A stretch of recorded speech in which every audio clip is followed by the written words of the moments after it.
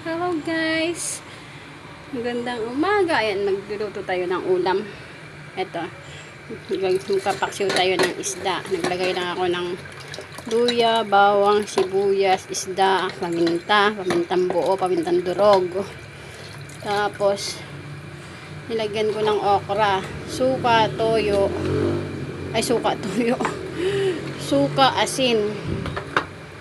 Ayan na, tinimpahan ko lang. Pinagsama-sama natin. Ayan yung luto ng masipag.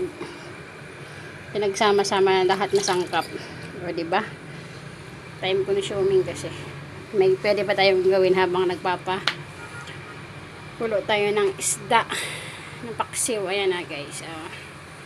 Ulam natin. Palila din nating baunin. Later, may pasok ulit tayo. Okay. Tara na guys, magluto na din kayo ng ulam habang maaga pa. Thanks for watching everyone.